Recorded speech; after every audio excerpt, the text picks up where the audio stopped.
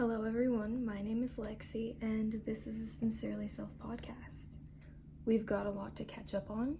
There's been a lot that has happened the last little bit, and honestly, I'm just needing an episode where we're being pretty transparent and a little bit more open. I feel like, honestly, I haven't really been like that in the last few episodes. There's just been so much going on in life in general, and so I really want to get to the nitty-gritty of kind of how I've been doing, the mindset I've kind of been in, because it really is what this episode is kind of influenced by, and I feel like a lot of people are probably in the same headspace as me, so we'll get into it. But little debrief from the past week. I came back from visiting my boyfriend and immediately went back to work. And then that weekend, 2 days later, was my birthday. And I was able, my friend Liv, she threw me a cute little birthday party. And it was so nice. And a bunch of my friends are there. And it was really, really fun. So I did that. And then on my birthday, I just hung out with my family and stuff. And it was really good. I don't know what it is, but birthdays kind of spark a existential crisis in me. Because I'm 1 year older and I get stuck in this mindset of I'm not where I wanted to be at this age. I'm not where I thought I would be a year ago. I still haven't achieved my goals, and I've been getting stuck in that negative loop pretty bad lately. Last year around this time, I was kind of going through a pretty hard time, and I really, really thought I would be much farther than I am now. And I've been really, really hard on myself about it, about not being where I want to be. I've been very blaming on situational things for why I'm not there yet. And I've just been in this back and forth of guilting myself, and I don't know. Through growth, I had been able to be okay, well, I have an issue where I run late, and I had fixed that. And I had an issue where I'd go to bed really late, and I'd fixed that. And I had an issue where I couldn't wake up early, and I'd fixed that. And I'd made a morning routine, I'd made a night routine, and then the last 3 or 4 months, I'd say, I just haven't really had that. I've fallen back into my old routines of running late, of falling asleep super late, and it's been adding stress to my day. I've been feeling not the best. And then I'm why am I not feeling the best mentally? And I've just kind of had this epiphany of girl, you're falling back into your old ways, and you're not taking responsibility for where you are in your life. You're not appreciating the opportunities you have right now. And that's kind of what I want to ramble about this episode, is if you're kind of in that same place where you're not really comfortable with where you're at, but you're not sure what to do. Maybe you've been working on the healing for a while, but you've noticed yourself falling back into old habits, kind of like I have, and it's frustrating. It's well, now what?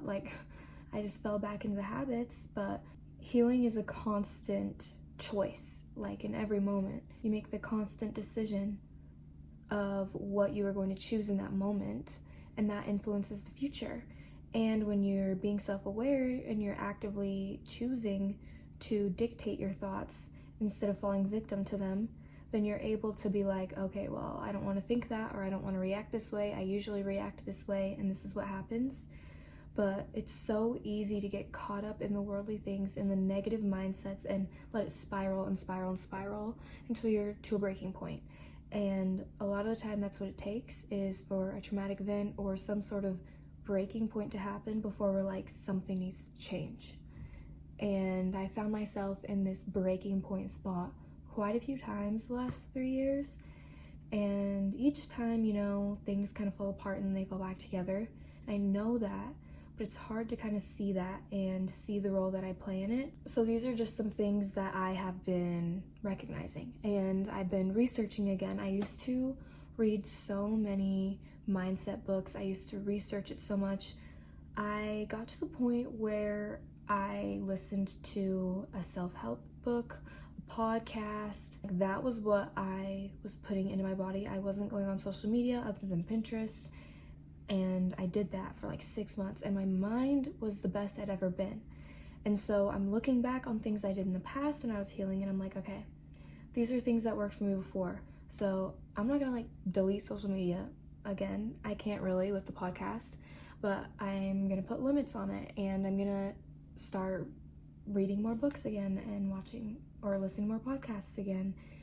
And the ones that really influence my mind and inspire me to show up as my higher self, because I have kind of forgotten and gotten to the point where a lot of people are, where you forget how much you really do dictate your life and how much your thoughts really influence your life. And I feel like I'm beating an old drum when I say that, because I say it all the time, but your thoughts control your entire reality, and it's so hard and frustrating to think about that when you're stuck in negative thought spirals. But also, your thoughts are not an interpretation of who you are. They're just an experience you're having. And they only have as much control and say in your feelings as you let them. But it's a conscious choice in every moment when you're having a negative thought spiral to be like, I don't like how this makes me feel. Something that I've been trying to embody lately is, and I have an episode talking about this, is becoming your higher self, like embodying that in every single day. So recently I've written down like the things and the characteristics that my highest self, what I perceive me as having then, even down to like the things I do in my day, the time I wake up, the type of food I eat, the music I listen to, that kind of thing. Like literally every aspect of my life, like how I want to show up, like, okay, what would a higher version of me do? And I've been choosing that in every moment. Like I get into a point where I'm having a negative thought spiral and thinking that things are just gonna be so bad, whatever, I'm never gonna succeed. I make the conscious decision, okay, my high self would not be thinking these type of things, so why am I thinking these type of things? You have to embody the version of you that you want to be. You need to stop waiting for a point when you're worthy and realize that you are worthy now. You are always worthy, and the only person holding you back is yourself. The only person standing in your way is yourself and your limiting beliefs. When we're doing these mindset shifts, we're changing our brain chemistry, and I have kind of been thinking, because this whole podcast is based around self-love, right? And self-appreciation, self-awareness, all things like that. But I've kind of recently been adapting my definition of self-love. And I think real self-love is recognizing the traits that you want to have and the things that really, really make you happy.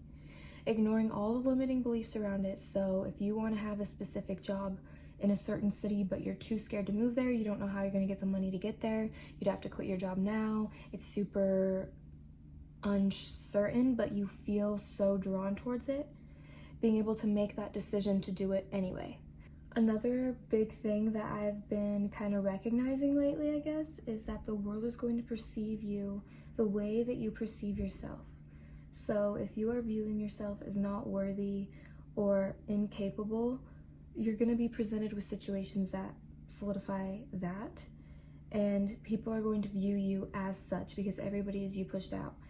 And I've been kind of falling into that pattern of feeling victim, and I think that's the biggest thing that comes with this kind of rut, and being in this kind of rut is feeling victim to the situations instead of realizing that they are put there in place to build you into the person that you need to be to experience the things that you want to have. But I think viewing your goals and dreams as only such a future thing and like not something that you could achieve right now is a limiting belief.